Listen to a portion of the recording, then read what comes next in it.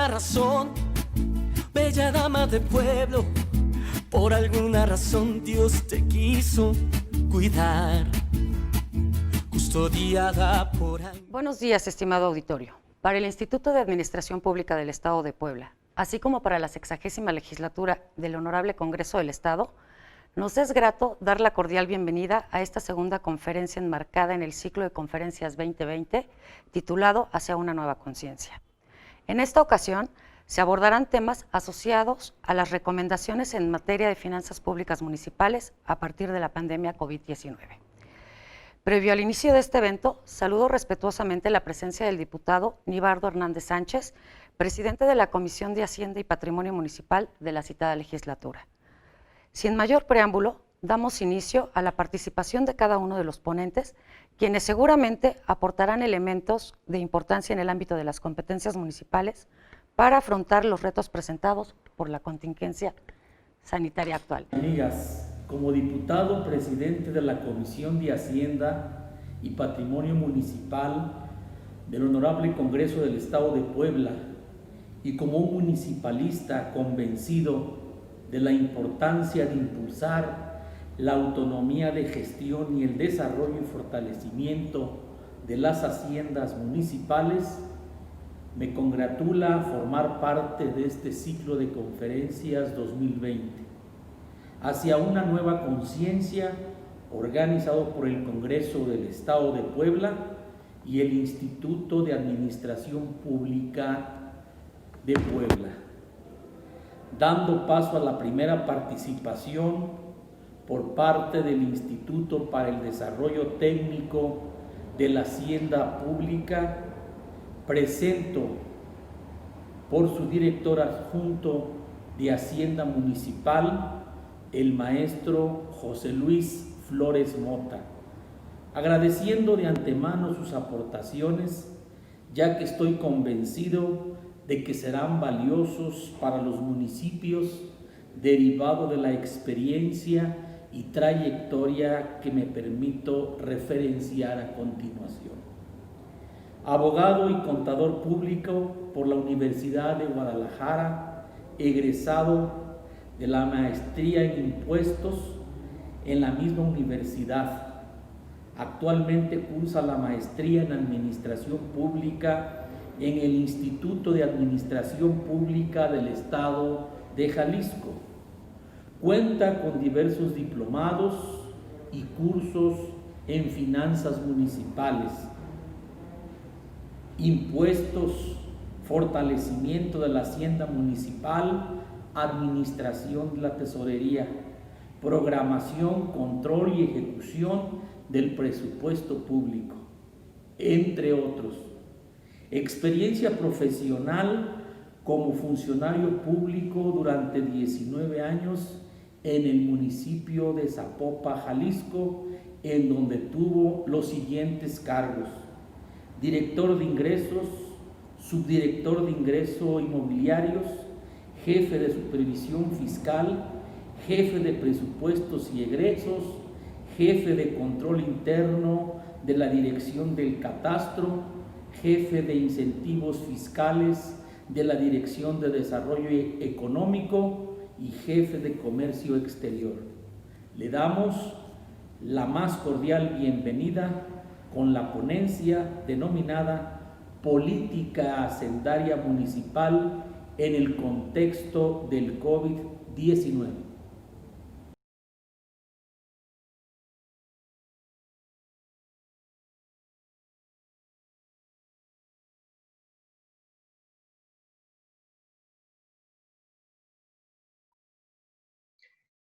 Muchas gracias por la invitación a este ciclo de conferencias 2020 hacia una nueva conciencia.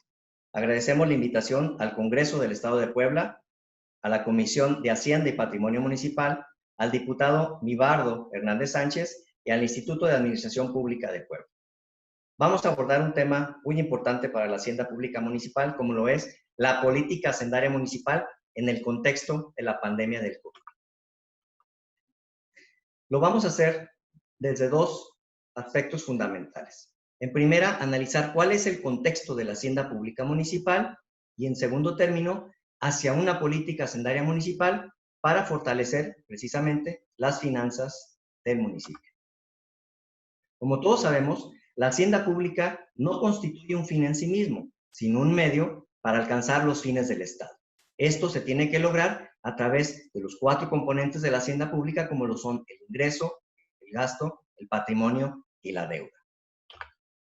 Para tales efectos es necesario analizar cuál es el contexto actual de las finanzas municipales. En el caso de los ingresos de los municipios, de acuerdo a cifras del INEGI 2018, la distribución de los ingresos municipales a nivel nacional representan, en el caso de las transferencias federales y estatales, el 73% de sus ingresos. En el caso de los ingresos locales, el 23%. Para el caso de los municipios del Estado de Puebla, los ingresos locales representan el 32% y las transferencias federales y estatales el 64%. De ahí tenemos que sigue existiendo una alta dependencia de los recursos transferidos a los municipios. ¿Cuál es la situación de los egresos? En el caso de los municipios a nivel nacional, el gasto corriente representa el 68%. En contraparte, el gasto de inversión representa el 25%. Para el caso de los municipios de Puebla, el gasto corriente representa el 71%, mientras que el gasto de inversión el 26%. Aquí tenemos un área de oportunidad muy importante al buscar reducir el gasto corriente y destinar estos recursos al gasto de inversión, para efecto de que los municipios puedan desarrollar los proyectos y programas que vayan enfocados y encaminados hacia un fortalecimiento no solamente de sus finanzas municipales, sino de la economía y del bienestar de la población.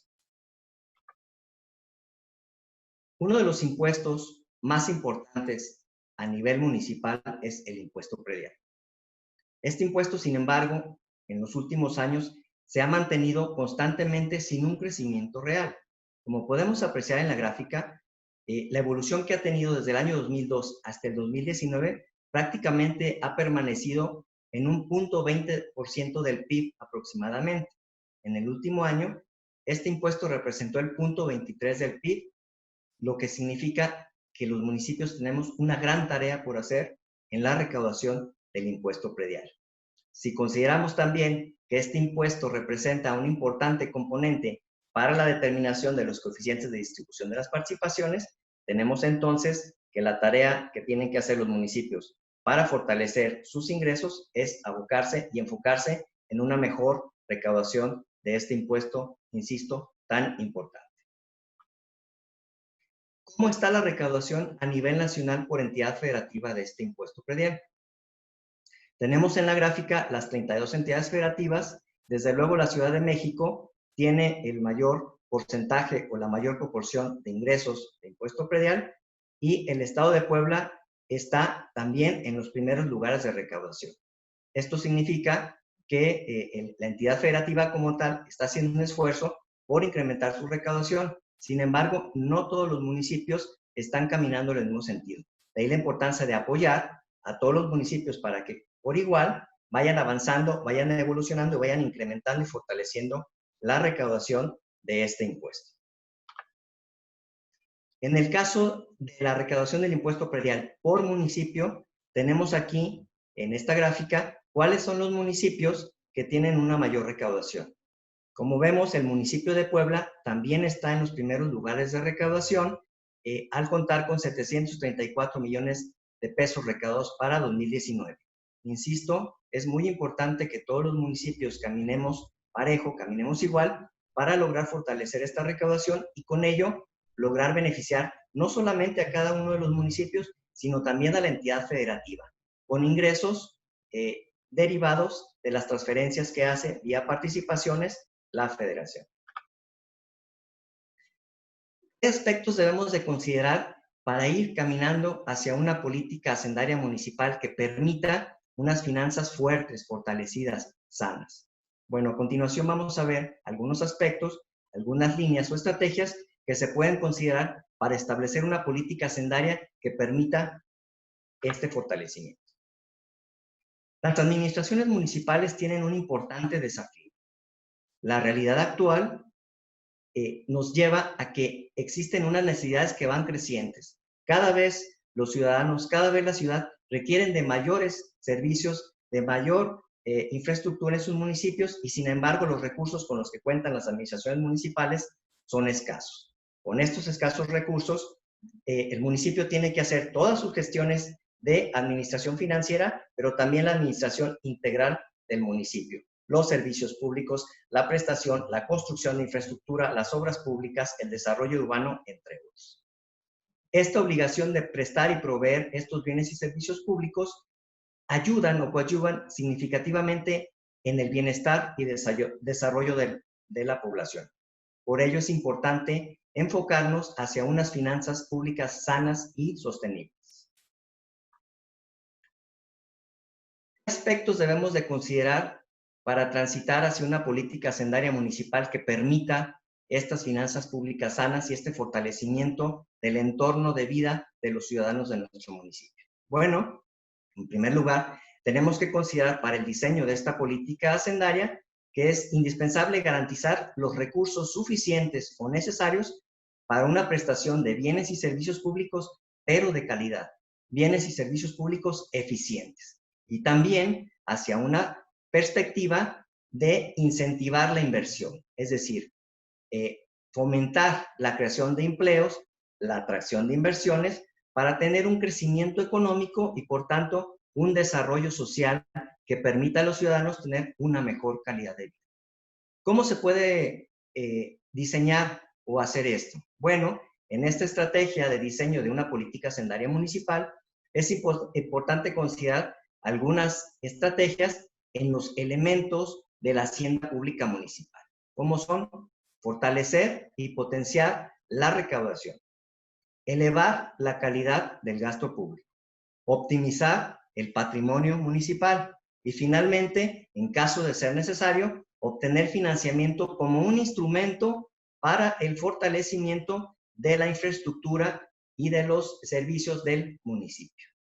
Es importante en todo este escenario considerar, y lo estamos viendo actualmente, implementar nuevas formas de trabajo que permitan a los municipios eficientar los recursos, dar mayores servicios y abarcar a mayores ciudadanos en esto. Es decir, implementar nuevas formas de trabajo que incorporen la tecnología y el uso de herramientas digitales. Cabe señalar que no necesariamente el uso de herramientas digitales significa una alta erogación de recursos. Hoy en día existen varias herramientas digitales o soluciones digitales que son de bajo costo y de libre acceso. Es importante que aprovechemos esta modalidad para permitirle al ciudadano que pueda cumplir, por ejemplo, con sus obligaciones fiscales sin tener que trasladarse y también para prestar los servicios al que el municipio está obligado. ¿Cómo podemos potenciar la recaudación? Para ello es muy importante la conciencia ciudadana.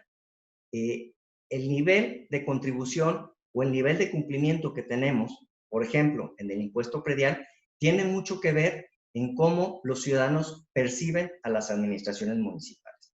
Como podemos observar en esta gráfica que realizó el INEGI en la Encuesta Nacional de Calidad e Impacto Gubernamental, el nivel de percepción que tienen los ciudadanos en la satisfacción de los servicios públicos realmente es bajo. Tenemos, por ejemplo, que en calles y avenidas los ciudadanos perciben que se está prestando en un nivel de satisfacción del 25%. En el caso de seguridad pública en policía, en un 26%. El alumbrado público, que está directamente relacionado con la seguridad pública, el ciudadano percibe que solamente en un 38% se está cumpliendo con esta obligación por parte del municipio.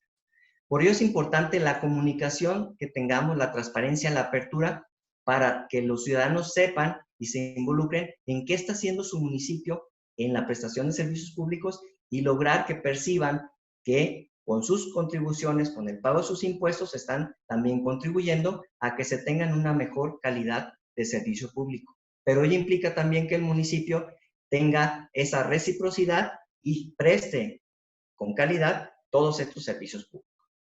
Si logramos revertir estos porcentajes, incrementar una óptima percepción de los ciudadanos en la prestación de servicios públicos, seguramente con una mayor calidad, con una mayor prontitud, van a querer cumplir con las obligaciones porque se están viendo el producto del pago de sus impuestos traducidos en un mejor entorno de vida.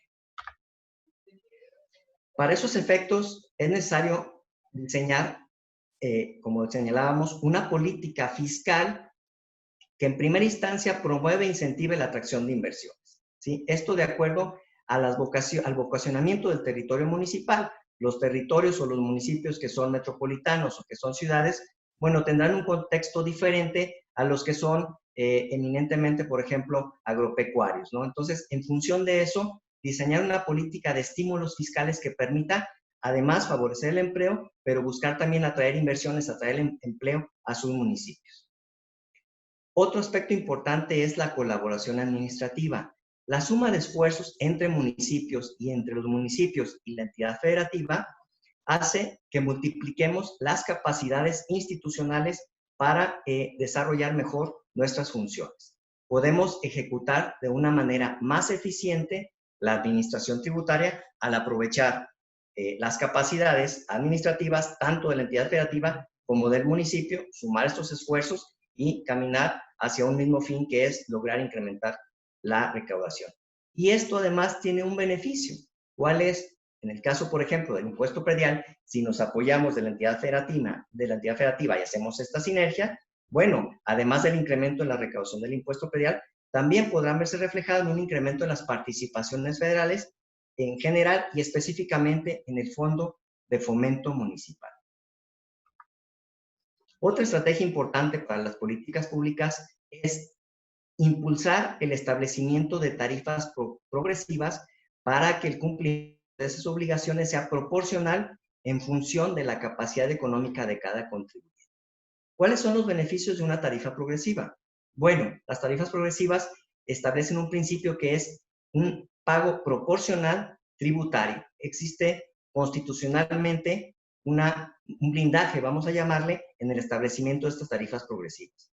Generan un impacto diferenciado, es decir, este pago del tributo se aproxima en mayor medida a la capacidad del contribuyente. Y hay un criterio de segmentación que obedece al aumento de la base gravable, es decir, paga más quien más tiene. Importante analizar este establecimiento de tarifas progresivas, dado que podemos dejar un segmento de contribuyentes que puedan seguir a lo mejor pagando lo que hasta el momento vienen haciendo, y en aquellos contribuyentes que tienen una mayor capacidad económica, poder lograr que paguen en función de esa capacidad económica. Además de que constitucionalmente está reconocido que las tarifas progresivas son totalmente susceptibles de implementarse sin tener algún problema jurídico que puedan interponer algún juicio. Otro aspecto importante que está relacionado con el anterior es actualizar y fortalecer la legislación tributaria para contar con un marco jurídico que respete los principios constitucionales y evite la pérdida de recursos económicos por la interposición de juicios. Es importante considerar en esta legislación tributaria, en las leyes de ingresos, en la ley de Hacienda, que debemos evitar, al establecer una contribución o las contribuciones que ya tenemos, evitar las tarifas diferenciadas sin ninguna justificación. Los tratos diferenciados también sin alguna justificación, invadir competencias que no son propiamente del orden de gobierno municipal y establecer elementos ajenos al tributo. Con esto vamos a lograr, al establecer los principios constitucionales inmersos en la legislación tributaria, que los contribuyentes puedan estar promoviendo recursos, promoviendo juicios, promoviendo amparos en contra de algunas contribuciones, en contra de algunos impuestos, en contra de algunos derechos por ya sea invadir competencias, por tener tasas que no reflejan realmente el objeto del impuesto, y esto lo logramos, como lo señalábamos, a través, como un ejemplo, de tarifas progresivas. En el tema del gasto público, es un tema muy importante, sobre todo en el contexto actual. Tenemos que eficientar los escasos recursos con los que cuentan los municipios. Si bien es cierto, dada la estrategia anterior, podemos de alguna manera tener un espacio, no sé si pequeño, dependiendo de la característica del municipio, un espacio de incrementar un poco los ingresos municipales a través del fortalecimiento de la estructura de las contribuciones, del fortalecimiento de las propias leyes de ingresos, leyes de Hacienda. También tenemos que, con estos recursos escasos que se tienen, eficientar el gasto. ¿Esto cómo lo hacemos? Bueno, el artículo 134 de la Constitución establece esos principios bajo los cuales deberán regirse los presupuestos municipales. ¿Cuál es el principio de esto? Es elevar la calidad del gasto público. Es decir, que el gasto público, que nuestra programación que hagamos en nuestro presupuesto de egresos sea con eficiencia, con eficacia, con economía y con transparencia y honradez. Que el ciudadano conozca en qué se están destinando sus recursos. Pero no solamente eso, no solamente reunir esos principios, sino tenemos que medir qué bienes y productos o servicios, mejor dicho, se están diseñando y se están estableciendo en los presupuestos de egresos. ¿Para qué? Para que estos recursos que se destinan a estos planes y proyectos establecidos tengan realmente un impacto en la ciudadanía, tengan realmente un impacto en el crecimiento y en el desarrollo de los municipios. Es importante también, como lo señalábamos, que estos recursos se transparenten, hacia dónde van destinados, hacia dónde van dirigidos y sobre todo medir realmente el impacto que estoy teniendo. No nada más establecer en nuestro presupuesto las cantidades a erogar en un ejercicio fiscal, sino medir si el destino de ese recurso realmente está teniendo efectos positivos en el proyecto o programa que se establece. El artículo 134 de la Constitución, insisto, nos da estos parámetros para implementar programas que realmente beneficien a la población. Disminuir el gasto corriente, promover o privilegiar el gasto de inversión, definitivamente van a traer como resultado que las finanzas que tengamos finanzas sanas y que la población tenga un acceso a mejores servicios y, por consecuencia, bueno, a un contexto y a un entorno de vida en el municipio que permita elevar la calidad de vida. Un elemento importante en la hacienda municipal y que en muchas ocasiones se deja un poquito olvidado es el patrimonio municipal. Sin embargo, el patrimonio municipal es un elemento esencial de la hacienda pública. ¿Por qué lo es? Bueno, la administración del patrimonio municipal puede ser una estrategia para mejorar las finanzas públicas a través de ¿qué? De optimizar su manejo, de optimizar todos los recursos patrimoniales con los que cuenta el municipio, a saber, los bienes muebles, los bienes inmuebles. ¿Cómo se logra esto? ¿Cómo se logra una correcta administración del patrimonio? Bien, tenemos diversos supuestos con los cuales debemos enfocarnos y prestarle mayor atención al patrimonio.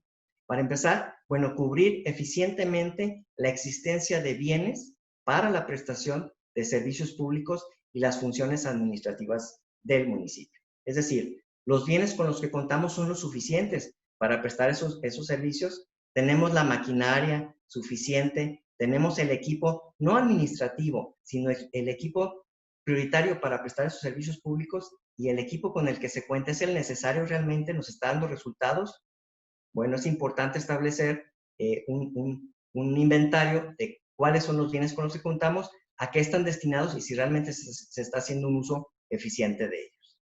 Otro aspecto muy importante es la política de uso y aprovechamiento de bienes inmuebles. Los municipios tienen, además de los inmuebles en los cuales desarrollan sus actividades, otros bienes inmuebles que son de uso común o de uso que la población generalmente utiliza, como son, por ejemplo, las plazas públicas, los edificios que visitan, pueden ser históricos, o las reservas territoriales. En muchas ocasiones los municipios cuentan con un espacio de tierra que está sin utilizar. Estos espacios de tierra son susceptibles de utilizarse para generar recursos, ya sea a través del arrendamiento, ya sea para ir creando reservas territoriales que permitan un vocacionamiento del municipio, por ejemplo, hacia ciertos sectores. Podemos tener un espacio de tierra susceptible a lo mejor para que se produzca algún bien, algún servicio agropecuario, y en esta sinergia entre la iniciativa privada y el municipio poder disponer de ese predio para que un particular pueda, a través de un arrendamiento, a través de una utilización del mismo, explotarlo y el municipio obtener una renta de esto. O simplemente generar estos espacios, insisto, para acrecentar el territorio e ir en una visión de largo plazo, estableciendo cuál es el vocacionamiento que va teniendo el municipio.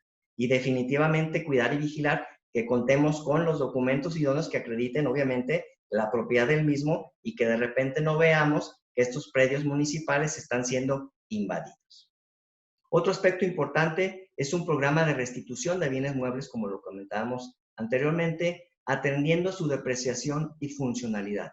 ¿Cuántas veces tenemos un equipo, ya sea un equipo de cómputo, un vehículo, una patrulla, una maquinaria, que se compró hace bastantes años y a lo mejor, bueno, si dejamos transcurrir el lapso de tiempo, en este momento ya va a ser muy complejo poder adquirir una nueva maquinaria, una nueva patrulla, un nuevo equipo, dado que ya lo que pudiésemos obtener, a lo mejor por la enajenación de este bien mueble, pues ya no va a ser lo suficiente para comprar otro. Entonces, estratégicamente establecer un programa de restitución de bienes muebles que permita seguir teniendo una funcionalidad de los mismos. El control que se tiene del patrimonio municipal es muy importante. Como señalaba anteriormente, el buscar algunas herramientas digitales que permitan de bajo costo tener una administración y control, en este caso del patrimonio, puede funcionar muy bien para llevar un registro y control del inventario con el que contamos, tanto de bienes muebles como de bienes inmuebles. Y finalmente, bueno, las políticas de uso y destino del mobiliario, de los bienes muebles y un estricto control de los resguardantes. Saber en todo momento quién tiene ese bien mueble, qué uso se le está dando para que no lo utilice en fines o en un objeto distinto al que está destinado. Importante, pues, la parte del patrimonio municipal. Veamos qué podemos hacer con el patrimonio para obtener mayores recursos. Financiamiento como motor de reactivación de la economía local. En muchas ocasiones no contamos con los recursos suficientes para dar atención o para generar mayor infraestructura en el municipio. Realmente la deuda no es mala si esta deuda está enfocada, está encaminada, está focalizada en proyectos de inversión pública productiva, que además, dicho sea de paso, es una obligación que nos marca la Ley de Disciplina Financiera en su artículo 22. Entonces, podemos, y en estos momentos a lo mejor que los recursos no son tan viables, y si se tiene la capacidad, establecer como una estrategia el buscar un financiamiento. Este financiamiento, ¿para qué puede ser destinado? Obviamente, como lo señalaba, tiene que ser para inversión pública productiva, pero dentro de toda esa gama de inversión pública productiva, buscar aquellos proyectos que mayor beneficio tengan en el municipio, que mayor beneficio tengan a la población. Estos proyectos estratégicos deberán de plantearse previamente y analizar con ellos cuáles pueden reactivar, por ejemplo, en estos momentos, la economía local. Que esos proyectos productivos generen a lo mejor una mayor infraestructura que permita que las inversiones volteen a ver hacia mi municipio, dado que tengo ya unas condiciones mejores que permiten el establecimiento de estas inversiones y con ello, obviamente, pues se generarán mayores empleos, ¿no? Entonces, es importante que este financiamiento tenga como objetivo proyectos que permitan un retorno de la inversión. Si yo voy a invertir X cantidad de recursos en un proyecto mismos que fueron financiados con un crédito, bueno, buscar que esta inversión que está haciendo el municipio, esta inversión pública, traiga como consecuencia también un retorno de esta misma inversión. Este retorno, obviamente, como lo señalaba, bueno, con base en la inversión que se puede hacer por particulares, con base en la generación de empleos y con base, insisto, en la generación de una mejor calidad de vida. Es importante crear infraestructura para el desarrollo estratégico del municipio y con ello, bueno, podemos lograr un contexto atractivo, como ya lo señalaba, para esta generación de inversiones. Finalmente, de todo lo que hemos visto, es importante establecer, delinear, planear una política hacendaria municipal que permita tener unas finanzas públicas sanas. Es decir, la hacienda municipal es el motor que impulsa los planes y proyectos de desarrollo del municipio. Veámoslo así. La hacienda municipal es este motor, dado que es el que recauda o el que obtiene recursos para destinarlos a todos los proyectos y planes que el municipio tiene establecidos en sus planes de desarrollo municipal, y una política hacendaria bien focalizada, bien establecida, bien planeada, puede generar finanzas públicas sanas y, obviamente, como consecuencia o como meta, pues un desarrollo y un bienestar de la población. Muchísimas gracias por la invitación. Esperamos que estas breves reflexiones sean de utilidad para los municipios. Estamos en un contexto un poco complejo. Estas estrategias o líneas que establecimos pueden ayudar para salir adelante, y no las veamos solamente para diseñarlas o establecerlas en este contexto. Créanme que este escenario seguramente vamos a salir muy pronto fuera de él, vamos a salir adelante de él, pero estas políticas que establecemos van a ser a mediano y largo plazo. Las finanzas públicas municipales, finalmente, si dejamos un municipio fortalecido, seguramente las siguientes generaciones van a exigir que se continúe con este buen esquema de finanzas sanas, y vamos a lograr que el entorno de vida, el desarrollo del municipio permanezca y quede así por las siguientes administraciones. Muchísimas gracias por la invitación. Quedamos a sus órdenes. Hasta luego. En la segunda intervención me permito presentar al maestro Miguel Ángel González Romero, quien es docente del Instituto de Administración Pública de Puebla, profesor e investigador de la Facultad de Contaduría de la Benemérita Universidad Autónoma de Puebla, egresado de las licenciaturas en Contaduría Pública y Derecho por la UAP. Cuenta con maestrías en Finanzas Públicas por el Instituto de Administración Pública del Estado de Puebla, así como Gestión Pública Aplicada en el Instituto Tecnológico de Estudios Superiores de Monterrey, Campus Puebla.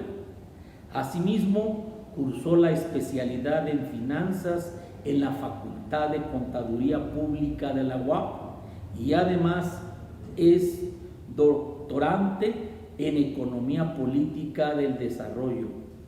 Es socio director del despacho AMC Business SC, consultoría de entidades públicas y privadas, y conferencista nacional e internacional, quien nos compartirá su conocimiento con respecto a la ponencia denominada Gasto Público con enfoque en la recuperación.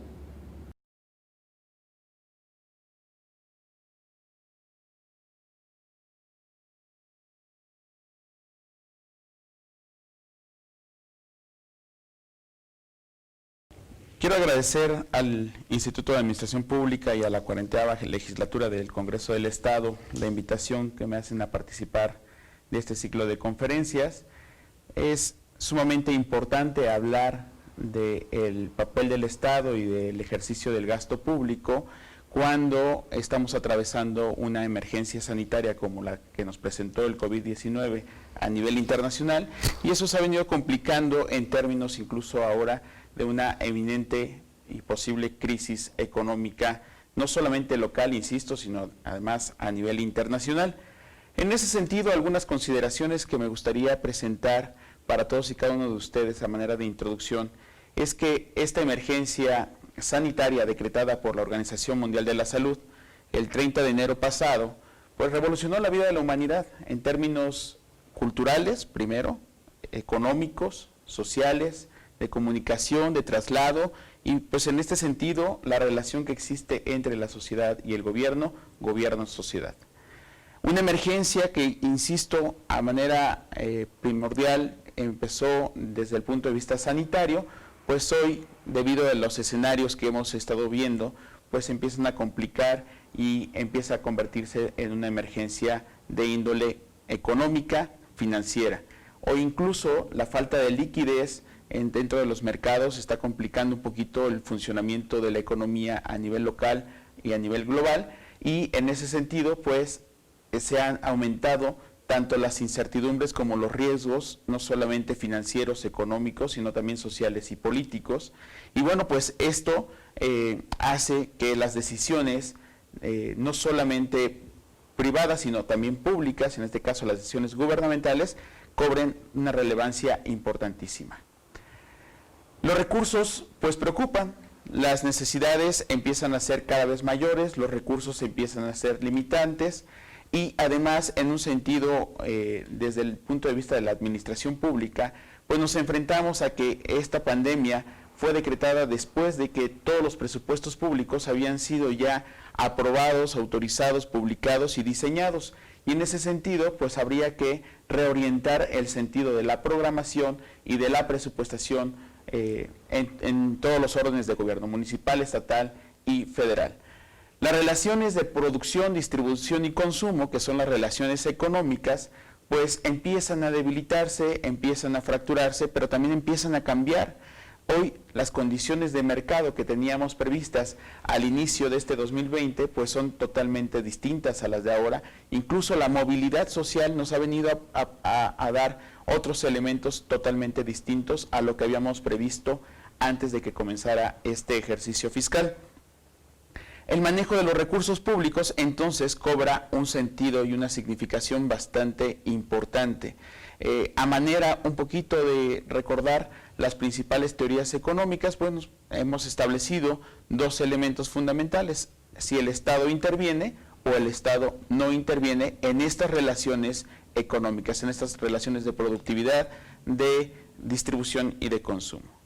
Bajo ese escenario, entonces, cobra sentido lo que quiero transmitirles el día de hoy, que es el gasto público con un enfoque en la recuperación post-COVID-19.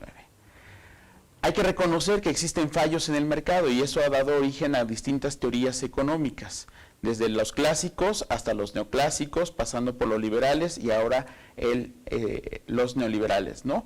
En ese sentido, los fallos del mercado, bueno, pues tienen que ver con externalidades como las que estamos viviendo en estos momentos, la diferenciación entre los bienes públicos y los bienes privados, el bien común de la sociedad, la falta de competencia a través de la imposición de monopolios, duopolios y algunos de estos elementos característicos de los mercados no competitivos. La falta de equidad, sin duda alguna, convierte entonces a estos fallos de mercado también en temas de gran envergadura desde el punto de vista social. Y bueno, los ciclos económicos, que quienes somos críticos del capitalismo, pues sabemos que son inherentes a los ciclos económicos las crisis. Por lo tanto, hablar de crisis no es hablar de algo distinto a lo que el propio modelo nos ha propuesto. Sin embargo, aquí habría que hacer un primer planteamiento. ¿Cuál es la función del Estado? Cuando nos preguntaba Enrique Cabrero por ahí del 2011 en alguno de sus artículos, decía, el Estado tiene mucho que ver con la visión académica, con la visión cultural y los pesos culturales y sociales de quien está gobernando en esos momentos para saber entonces cómo generamos un tipo de Estado.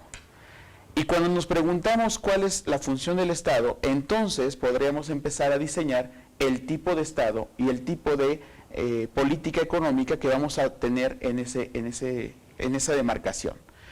Hay quienes dicen que una de las funciones principales del Estado es darle todo a la ciudadanía, darle todo a la sociedad, un Estado patriarcal, un Estado más bien apapachador. Hay quienes dicen que no, que el Estado no se debe de meter en nada más que de garantizar ciertas condiciones, como lo plantea el modelo neoliberal, o hay quienes dicen que tiene que ser un equilibrio. Sin embargo, estos equilibrios, revisando los antecedentes históricos por los que hemos pasado, pues realmente estos equilibrios nunca se han dado.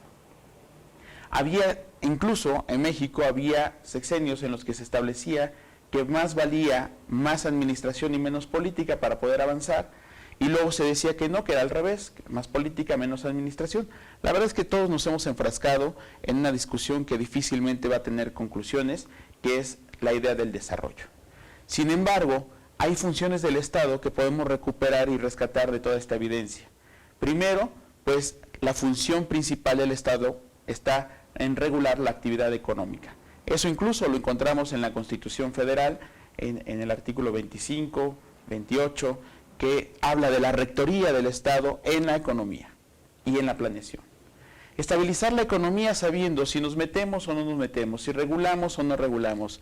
La libertad de la regulación o desregulación, pues nos ha llevado a complicaciones hoy como los que está viviendo el sistema el sistema de salud, ¿no?, en todo el país, pero no solamente en México, a nivel internacional. Haber dejado en manos de los privados el sistema de salud hoy tiene complicaciones que nos ha costado, pues no solamente dinero, sino además vidas. Establecer los impuestos como un elemento característico del poder económico, del poder político del Estado, para tratar de generar una mejor redistribución de la riqueza. Y bueno, pues en un plano muy rosa decimos que en la teoría de los ingresos, decimos que los impuestos, pues es una carga del Estado a los particulares con la finalidad de dejar un poquito más el equilibrio en la distribución de la riqueza en un país. Proporcionar bienes y servicios, pero aquí viene la pregunta, ¿qué tipo de bienes, qué tipo de servicios son los que va a proporcionar el Estado? ¿A quién se los va a proporcionar y a quién no se los va a proporcionar? ¿De dónde se van a financiar? Y además saber si ese mismo que va a financiar estos servicios los va a disfrutar. Esa es una disyuntiva de las políticas públicas, de la Escuela de las Políticas Públicas, no es que Miguel Ángel González lo esté diciendo. Las políticas públicas en cualquier escenario nos han dicho que hay un óptimo de Pareto, es decir, no todos los que son los destinatarios de la política pública son quienes disfrutan esta política pública, ¿no? Y en ese sentido, habría que debatir otra vez sobre, en estos momentos, a quiénes proporcionar estos bienes y servicios, qué tipo de bienes y servicios vamos a proporcionar y cuáles no. Y finalmente, la intención de todo esto es redistribuir la riqueza. No podemos hablar de crecimiento económico sin hablar de desarrollo económico. El mundo entero, a pesar de las crisis económicas, se espera que incluso este año, que ha sido muy complicado, el PIB internacional, el PIB mundial, no sea decreciente. ¿Qué quiere decir esto? Vamos a seguir produciendo, vamos a seguir generando riqueza. El gran problema y la gran disyuntiva es si esta riqueza llega a todos y se distribuye de igual manera, ¿no? Un poquito de equidad, hablando de justicia. Estas características las podemos ir vinculando y haciendo paquetes de decisión, como nos los enseñó el PBR en México a partir de la propuesta de la CEPAL a finales de los 90, ¿no? La gestión pública incluso dice, cuando no te alcanza tienes que buscar las formas, tu gobierno tienes que buscar las formas de administrar y de generar una gestión más eficiente, y por eso es que van a encontrar en este diagrama que les presento una serie de vinculaciones que no precisamente deben de ser así, sino que cada estado podrá irlas diseñando y cruzando dependiendo las características propias de lo que suceda, ¿no? Uno de los grandes errores, quisiera aquí acotar, uno de los grandes errores de las políticas públicas es que pensamos que una política pública exitosa en alguna latitud del mundo puede ser copiada tal cual en cualquier otra latitud y va a tener los mismos resultados. Eso es un error. Está demostrado y tenemos evidencia de que esto no ha sido así. Ahí está el consenso de Washington, por ejemplo, con sus 10 pasos y algunos otros elementos que podríamos discutir en otra ocasión. Por lo tanto, con todo esto, la pregunta es, ¿el Estado debe de intervenir o no debe de intervenir? En circunstancias como las de ahora, creo que debe de haber un intervencionismo estratégico, no dictatorial, no con tintes políticos, sino más bien con una estrategia de recuperación económica y de recuperación social, de reconstruir el tejido social, tal como lo decía Luis Villanueva, uno de los grandes teóricos de las políticas públicas en México. Entonces, cuando hablamos de esto, es discutir, y yo creo que hoy quienes son los tomadores de decisiones públicas tendrían que tener mucha claridad de si vamos a intervenir en la economía, en qué sentido vamos a intervenir, bajo qué lógica y bajo qué estrategia vamos a intervenir en la economía, o simplemente no intervenir y dejar que las cosas fluyan. Sin embargo, eso también tiene sus riesgos y hoy los estamos viviendo y se han quedado plenamente demostrados. La recomendación entonces es que el crecimiento económico debe de aumentar y expandir a la producción.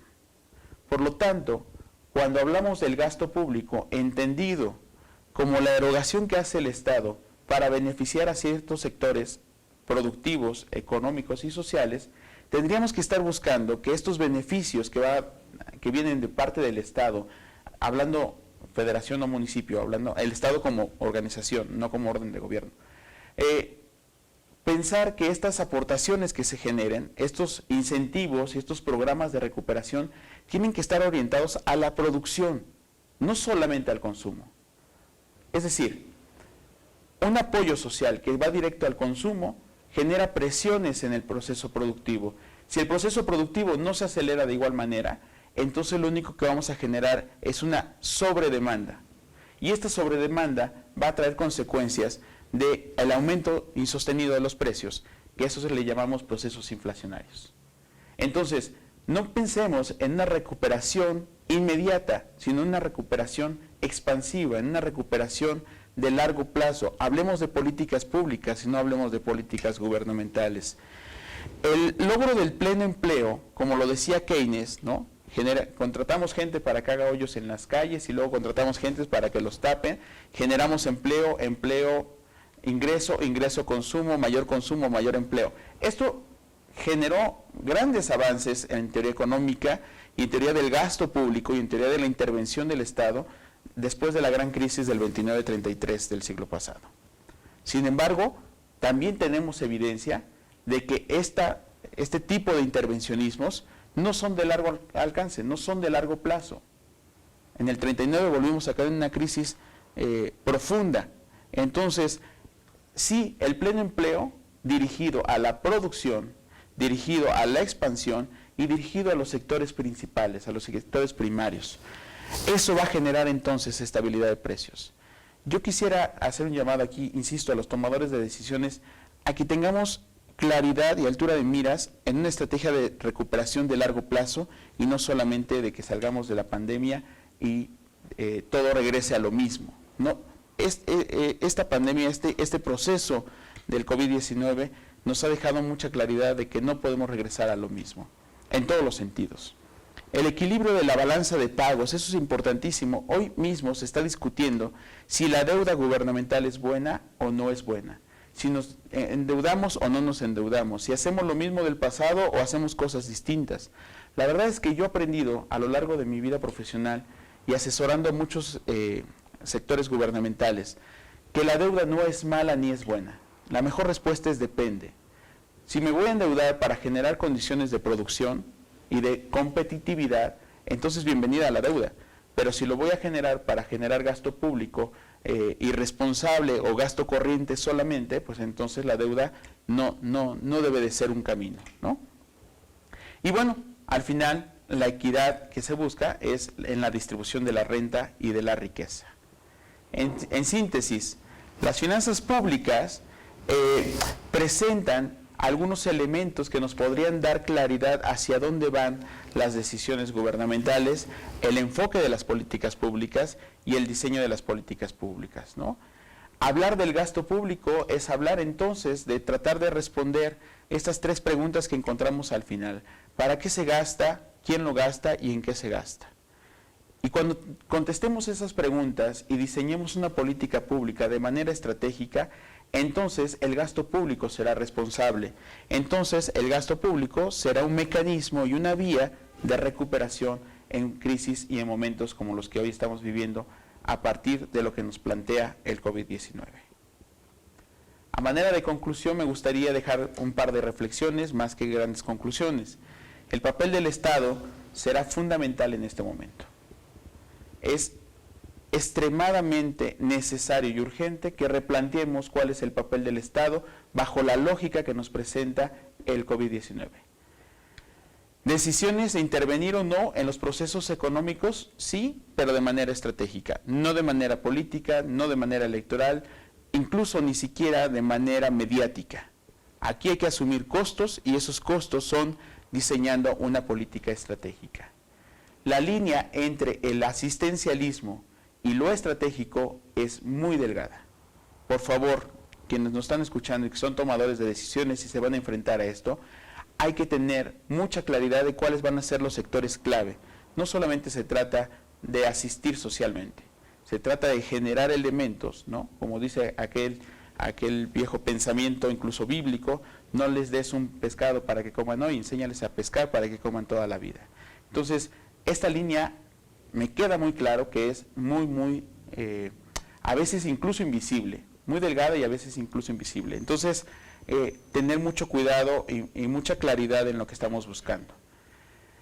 El regreso a las actividades esenciales y no esenciales, la forma de asumir los retos de la nueva normalidad, es tarea del Estado, pero también es tarea de la sociedad. Es un efecto de corresponsabilidad, es un efecto compartido, tal como nos enseñó la Escuela de las Políticas Públicas. La rectoría económica del Estado tiene que ser asumida por el Estado. El Estado tendría que generar entonces condiciones de mercado, pero también el mercado tiene que generar condiciones gubernamentales para que esto se dé de tal forma que la recuperación sea democrática, solidaria y universal.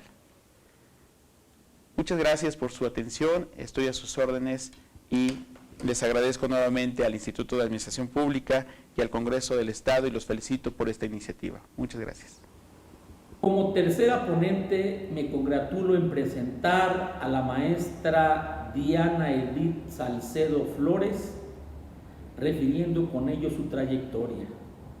Contadora pública y auditora y licenciada en Derecho por parte de la Benemérita Universidad Autónoma de Puebla, maestra en Auditoría Gubernamental, Rendición de Cuentas y Gestión Estratégica por el Instituto de Ciencias de Gobierno y Desarrollo Estratégico de la Benemérita Universidad Autónoma de Puebla.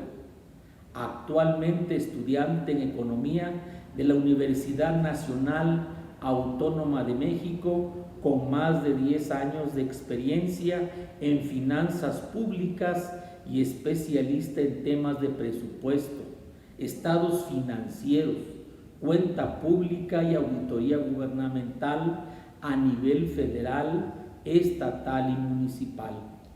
Se ha desempeñado en puestos claves dentro de la Secretaría de Finanzas y Administración, así como en la oficina del gobernador como consultor e independiente. A nivel estatal y municipal ha asesorado a funcionarios públicos y diversos organismos públicos descentralizados en temas de armonización contable, cuentas públicas y auditoría.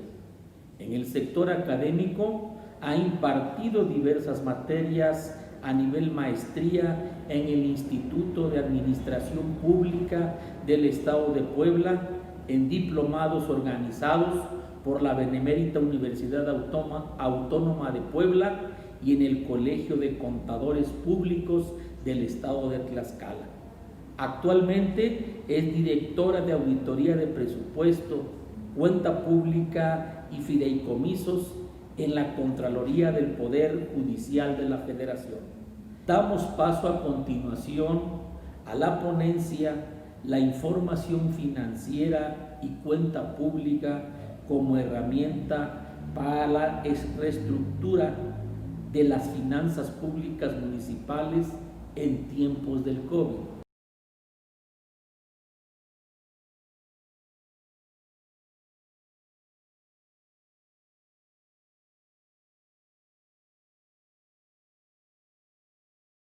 Buenos días, agradezco al Instituto de Administración Pública y al Heroico Congreso del Estado de Puebla la invitación para participar en este seminario denominado Recomendaciones en materia de finanzas públicas municipales a partir de la pandemia COVID-19. Es gratificante saber que se coordinan esfuerzos para hacer sinergias en temas que son de suma importancia para todos, sobre todo en estos tiempos que atraviesa el mundo entero, en los que la adecuada administración de los recursos públicos es crucial para enfrentar los problemas de salud pública, así como todos aquellos que derivan de la misma. Por lo anterior, comenzaré por hablar del ciclo presupuestario.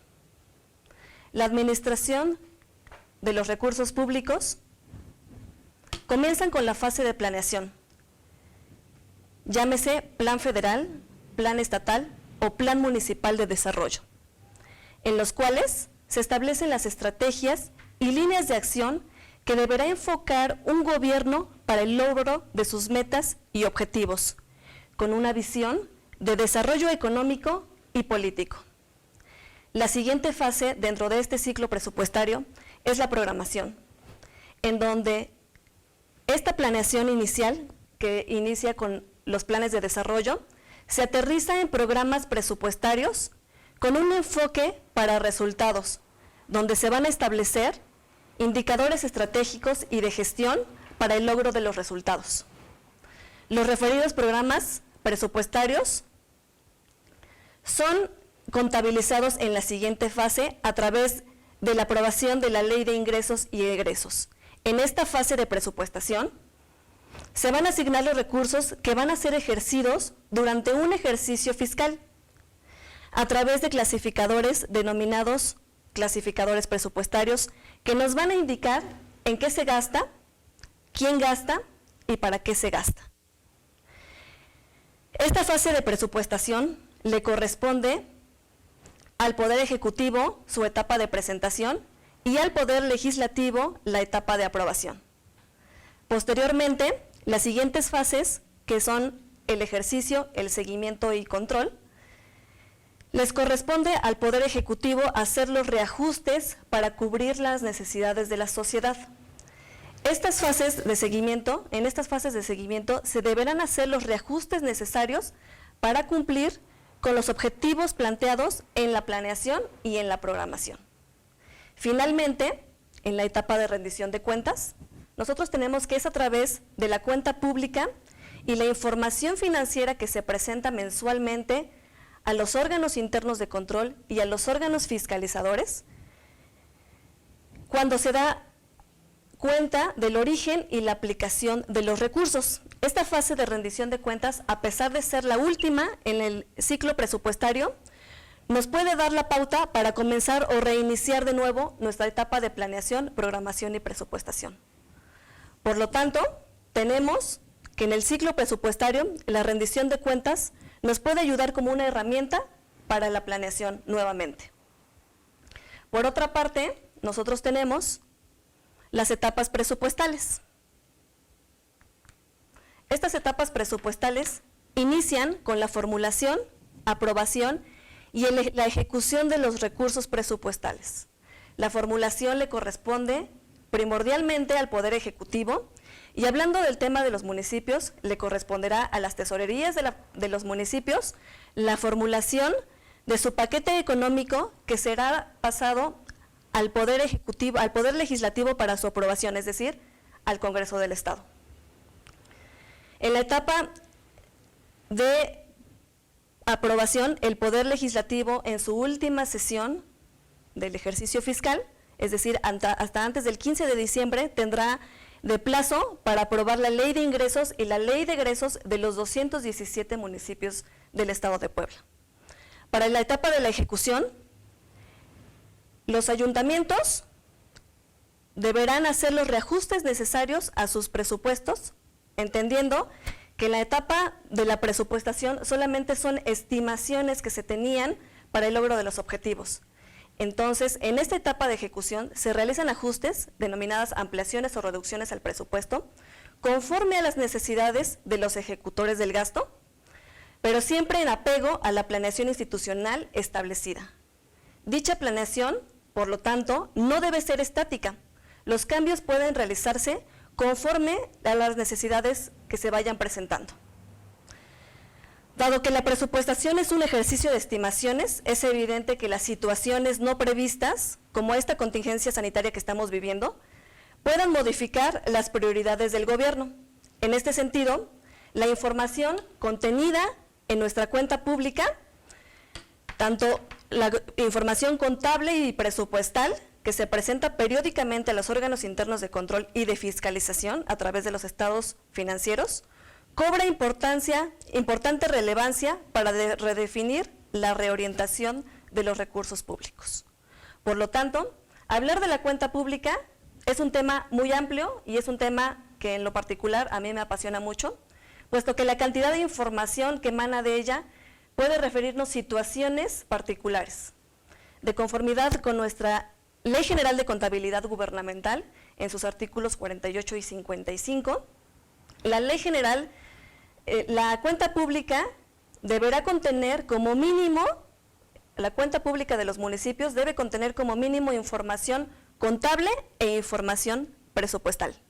Dentro de la información contable, nosotros tenemos el estado analítico del activo, el estado de situación financiera, el estado de actividades, el estado de variación en la hacienda pública, el estado de cambios en la situación financiera, el estado de flujos de efectivo y las notas a los estados financieros. Toda esta información contable nos van a decir cuáles son los recursos con los que cuenta el municipio, es decir, cuál es su activo, cuáles son las obligaciones que tiene el municipio, cuál es su pasivo, cuál es el patrimonio con el que cuenta y cuál es su nivel de endeudamiento. Por su parte, la información presupuestal está compuesta de dos grandes agregados: el estado analítico de ingresos, del que se va a derivar la presentación en clasificación económica por fuente de financiamiento y concepto. El estado analítico del ejercicio del presupuesto de egresos también es otro apartado del que se van a derivar las clasificaciones administrativa, es decir, quién gasta, económica, de dónde provienen estos recursos, por objeto del gasto, en qué se gasta, y funcional, para qué se gasta. Para poder ejemplificar cómo es que se puede utilizar la información presupuestal como herramienta para la reorganización y reajustes del presupuesto, utilizando la información financiera, tomé como ejemplo lo contenido en la cuenta pública del municipio de Puebla y la información financiera más actualizada. Por lo tanto, aquí podemos ver que la información presupuestaria de la cuenta pública del ejercicio 2019, el presupuesto aprobado que tuvo el municipio de Puebla fue de 5,048,132,400 pesos.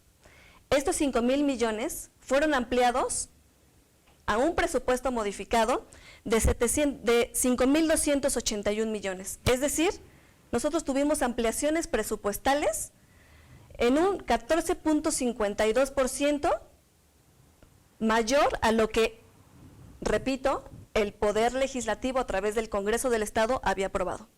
Estas ampliaciones y reducciones obviamente ya no fueron aprobadas en la ejecución por el Poder Legislativo. Fue el Poder Ejecutivo quien tuvo la facilidad o tiene la atribución de poder hacer modificaciones a este presupuesto. No obstante, en 2019, el presupuesto devengado del municipio de Puebla fue de 4,696,970,887 pesos. Es decir, que los 5,281 millones de pesos que se tenían disponibles para ejercerse, o de esos 5,200 solamente se ejerció 4,696, teniendo nosotros una variación entre este presupuesto modificado y este presupuesto devengado de un 18.76%. Es decir, tenemos un subejercicio de 1,084 millones de pesos que no fueron ejercidos por el municipio de Puebla en el ejercicio 2019. Este presupuesto o este presupuesto no ejercido, el destino del mismo depende del origen de los recursos que se hayan obtenido. Es decir, puede ser que hayan sido recursos federalizados del ramo 33 o del ramo 28 y que necesariamente, si no fue ejercido en el ejercicio 2019, tuvo que haber sido reintegrado a la tesorería de la Federación. Sin embargo, si los recursos provienen de ingresos fiscales, es decir, de impuestos, productos, aprovechamientos que capta el municipio de Puebla, estos recursos pudieron haber sido utilizados en el siguiente ejercicio fiscal. No obstante, esta información nos refiere a un ejercicio anterior al 2019, por lo tanto podría decirse que ya no es oportuna para la toma de decisiones y para el redireccionamiento de estos recursos. Este subejercicio de 1,084 millones, seguramente estas fechas o ya se reintegró a la tesorería o ya fue redireccionado en otros objetivos y metas. Por lo tanto, existe información presupuestaria que se presenta de manera periódica tanto a los órganos de fiscalización como a la Auditoría Superior del Estado, como a los órganos internos de control de cada municipio, que son sus propias contralorías. La información presupuestaria que se presenta mes a mes, nosotros tenemos aquí de referencia el mes de mayo que tomé del portal de transparencia del municipio de Puebla, tenemos que el Poder Ejecutivo aprobó un presupuesto de 5,290 millones, 8,877 pesos. Sin embargo, al 31 de mayo, es decir, durante los primeros 5 meses de su ejercicio, ya hay ampliaciones por 1,327 millones de pesos. Esto quiere decir que el presupuesto modificado respecto al que se había aprobado por parte del Poder Legislativo es 25.10% superior, ¿de acuerdo? En solamente 5 meses. Pero lo que más me preocupa es el gasto que se ha devengado a esa fecha. El gasto que se ha devengado a esa fecha es de 1,985 millones de pesos, que corresponden, o más bien el no ejercicio corresponde casi al 70% de los recursos que había aprobado el municipio, que había aprobado el Poder Legislativo, el Congreso del Estado, al municipio de Puebla. Por lo tanto, casi el 70% en estos 5 meses no se ha ejercido. No obstante, bueno, sabemos que tenemos todavía, en este momento, al 31 de mayo, tenían todavía 7 meses para ejecutar el recurso.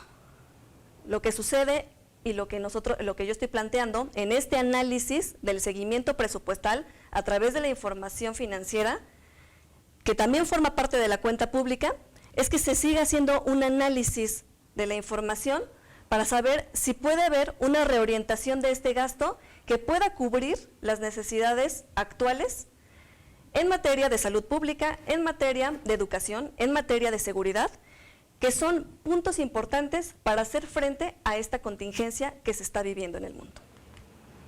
Por lo tanto, y a modo de conclusión, nosotros podemos decir que quien presenta el presupuesto es el Poder Ejecutivo, llámese a través de las tesorerías municipales, a través de la Secretaría de Finanzas y Planeación o a través de la Secretaría de Hacienda y Crédito Público, presentan año con año un paquete económico que es aprobado por el Poder Legislativo a través del Congreso. Durante el ejercicio del recurso existen modificaciones a este presupuesto, existen ampliaciones y reducciones que son decididas por un mismo actor, que es, en el caso de los municipios, la Tesorería Municipal.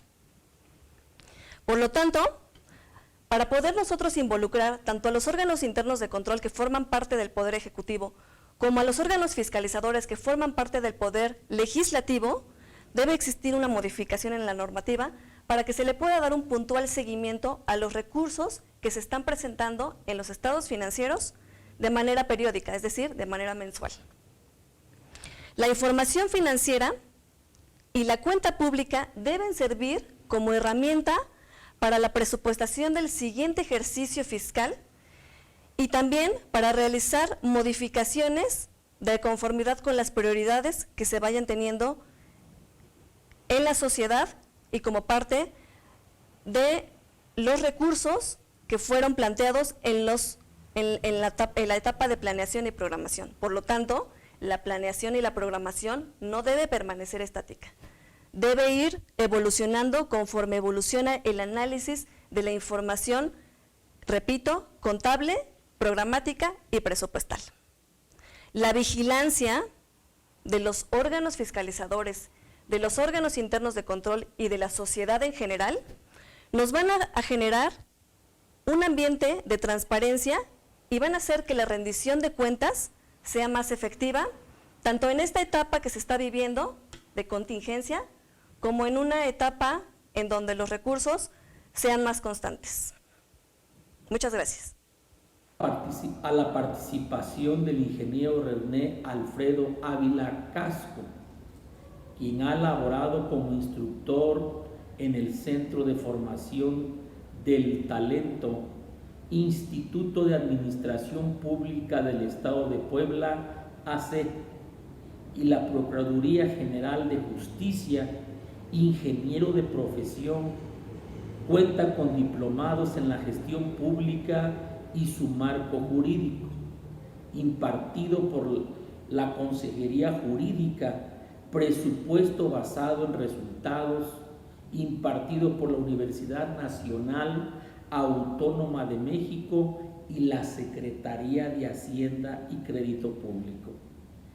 Diversas certificaciones como diseño de cursos de formación del capital humano de manera presencial, grupal, presupuestos del gasto público con base en resultados, evaluación de la competencia de candidatos con base en los estándares de competencia, así como la certificación, formación y desarrollo de formadores, impartición y evaluación del aprendizaje, así como diversos cursos, participación en foros y reuniones interdisciplinarias en materia de profesionalización.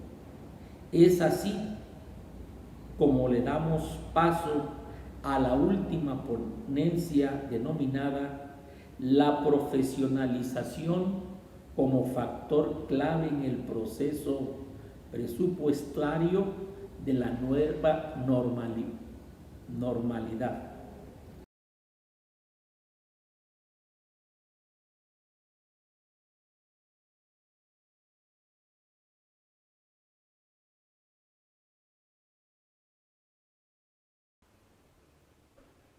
Muy buenos días. Agradezco la invitación recibida por parte del Instituto de Administración Pública del Estado de Puebla, así como del Honorable Congreso del Estado de Puebla. La actual exposición se enmarca en el ciclo de conferencias 2020 tituladas Hacia una nueva conciencia, y en específico lo referente a recomendaciones en materia de finanzas públicas municipales a partir de la pandemia COVID-2019.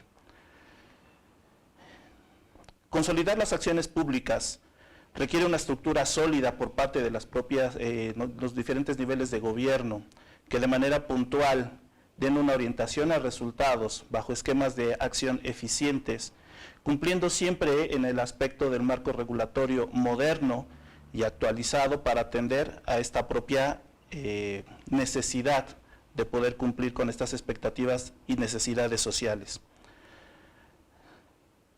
Es importante reconocer que las diversas formas en que la administración pública puede estructurarse representan la posibilidad de generar confianza y certeza a cada una de estas acciones de gobierno, las cuales deben estar sustentadas fundamentalmente en una adecuada profesionalización de los servidores públicos. Es conveniente resaltar esta imperiosa necesidad de profesionalizar a todo servidor público, ya que a través de esta acción coordinada por parte de cada uno de los diferentes órganos de gobierno, es que se puede dar respuesta a esta gestión pública, a esta cultura organizacional donde más allá de generar aspectos inerciales en la búsqueda de valor público, pretendan también consolidar aquellos aspectos referidos a la rendición de cuentas y la transparencia. Es innegable el hecho de los importantes avances que en materia administrativa se han consolidado a lo largo del tiempo en nuestro país. A pesar de ello, estamos en camino de consolidar un ejercicio exitoso de gobierno con la inclusión de todos los actores estratégicos en el ámbito público. El reto fundamental para cualquier administración es dar certeza a la población con respecto al uso y aplicación de los recursos públicos. Por ello, la importancia de contar con elementos metodológicos que sustenten y hagan sostenible las diversas acciones de gobierno que busquen satisfacer las demandas sociales de los gobernados. En este sentido, la toma de decisiones debe fomentar un debate abierto y objetivo que aterrice el estudio de la información, que previamente ha sido recopilada por las instancias públicas y que resulta digna de análisis por parte de actores estratégicos, ya sea en el ámbito público o privado.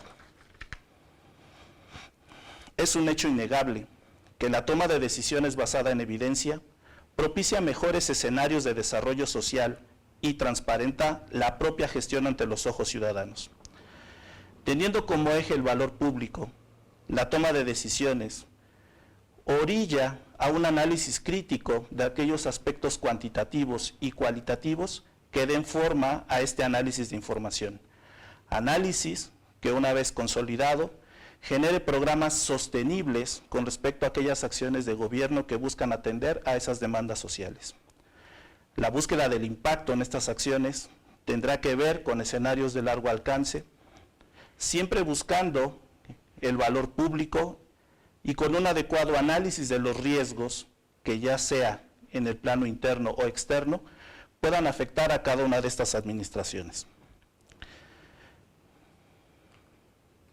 Los gobiernos deben entender en un corto plazo que la vida después de la COVID-19 representa una vida con la COVID-19.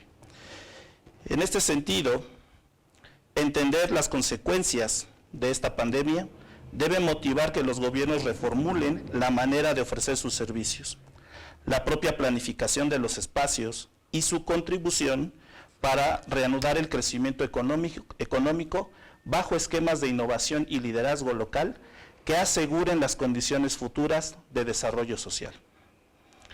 La construcción de una nueva normalidad implica la articulación de las agendas locales, nacionales y municipales, siempre con miras a consolidar un nuevo paradigma de la pandemia, en una recuperación que integre a diferentes actores estratégicos que contribuyen de manera significativa a dicha construcción. Bajo esta perspectiva, los trabajos realizados por cada uno de estos gobiernos debe estar orientada a generar políticas para que las ciudades atiendan a esta contingencia de la pandemia 2019, con miras a generar ciudades inclusivas, ciudades verdes e inteligentes, que en todo momento den respuesta y doten de servicios sociales eficientes e innovadores, así como promuevan la inclusión y entiendan las externalidades de aglomeración negativa, que en un futuro espacial serán motivo de análisis en cada una de las diferentes localidades, ya sea en el ámbito municipal, estatal o nacional. Bajo este contexto, la profesionalización implica atributos como el mérito, la capacidad, la vocación de servicio, la honestidad y la responsabilidad. Y también incluye un apoyo para que un modelo de gestión orientado a resultados se sostenga. El objetivo de la profesionalización de los servidores públicos bajo este entorno debe estar orientado a objetivos fundamentales como atender la propia complejidad social y la diversidad de actores e intereses, cumplir el compromiso y responsabilidad política ante los ciudadanos y la consolidación del Estado social, democrático y de derecho. La profesionalización de la función pública puede impulsarse, ya sea mediante un servicio civil de carrera o por conducto de un sistema articulado que garantice el mejor funcionamiento de los diversos tramos profesionales necesarios para fortalecer las competencias de las personas servidoras públicas, ya sea en materia de ingreso, formación inicial, continua, certificación de competencias, desarrollo del personal, evaluación del desempeño, así como de obligaciones y sanciones.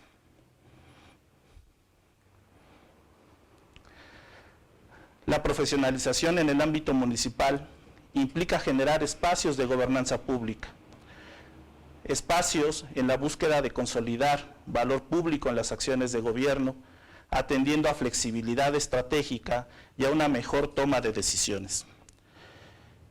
La gobernanza pública centrará sus acciones fundamentalmente en acciones referidas a la rendición de cuentas, con la intención de mostrar hasta qué punto las medidas que aplica y las decisiones que toma son congruentes con objetivos claramente definidos y acordados.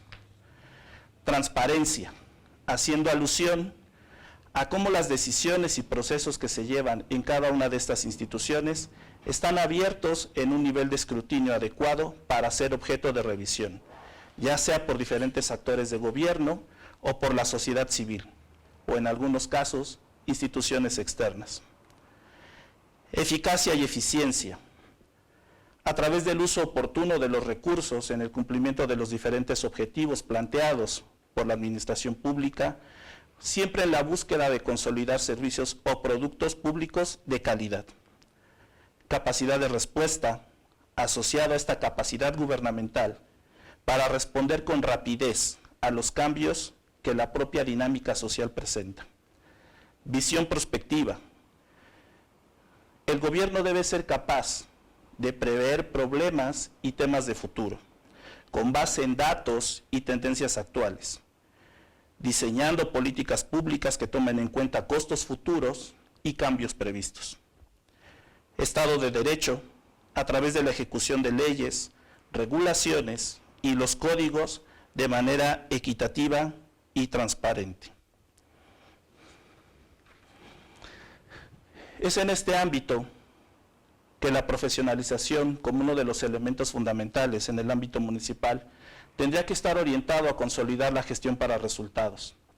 Una adecuada revisión de la propia planeación, de nuestra programación presupuestaria, verificando el cumplimiento de estos objetivos de largo plazo, nos hará cuenta de la congruencia e incongruencia presentada entre objetivos, metas o diversos programas que conforman los planes de desarrollo y que pudieran disminuir significativamente la efectividad de la planeación.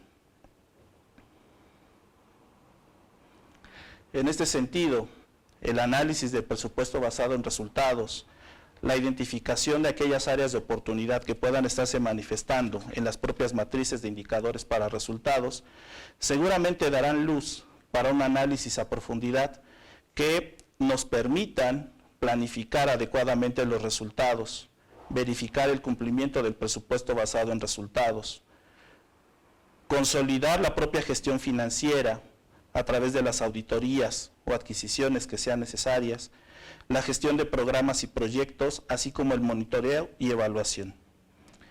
En este orden de ideas, para los gobiernos locales se debe fortalecer la propia tarea de la planeación con sustento en estructuras programáticas articuladas con visiones de largo alcance, transitando más allá de un enfoque inercial del cumplimiento de procedimientos hacia la consolidación de resultados de impacto.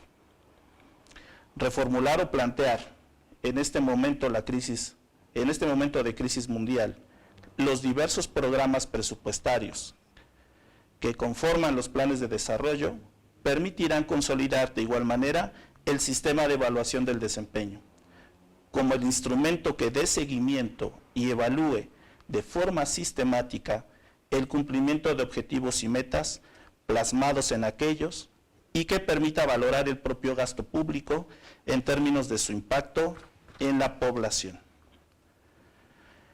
Hoy día cobran relevancia los principios que la propia gestión para resultados a través de la guía MIR menciona. Centrar el diálogo en los resultados, que el enfoque se mantenga siempre en la gestión para resultados. Alinear las actividades de planeación, programación, presupuestación, monitoreo y evaluación con los resultados previstos. Mantener el sistema de generación de informes de resultados lo más sencillo, económico y fácil de interpretar que sea posible. Gestionar para, no por resultados, utilizando siempre la información obtenida por este análisis para generar conocimiento en la propia organización y consolide la rendición de cuentas.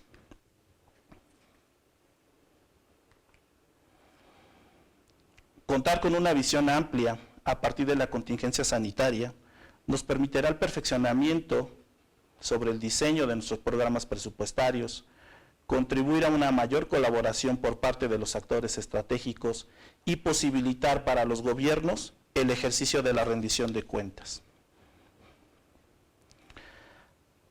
Ante los actuales desafíos económicos que de primera instancia resultan desalentadores, el conocimiento sobre las situaciones que generan la rápida urbanización, los desplazamientos a gran escala, las crisis de pobreza y desempleo, que representan peligros inminentes a la economía y a la estabilidad social, requieren un profundo análisis para mitigar sus efectos catastróficos y volver la mirada a aquellas situaciones que permitan a las personas vivir en condiciones de su propia elección.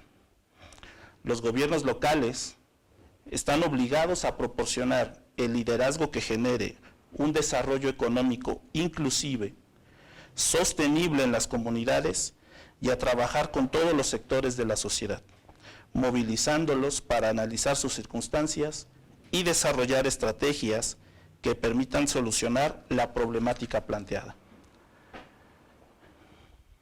Para ello, los retos de los gobiernos locales pudieran estar orientados a aspectos referentes a los siguientes: lograr una mayor participación en el diálogo con los gobiernos nacionales para garantizar que las necesidades locales sean claramente comprendidas y apoyadas a través de políticas y programas relevantes. Asegurar que las estrategias locales cuenten con una estructura debidamente coordinada en el marco de las planeaciones nacionales e internacionales. Garantizar que las diferentes voces de actores estratégicos sean escuchadas a través de procesos participativos con enfoque al desarrollo económico local.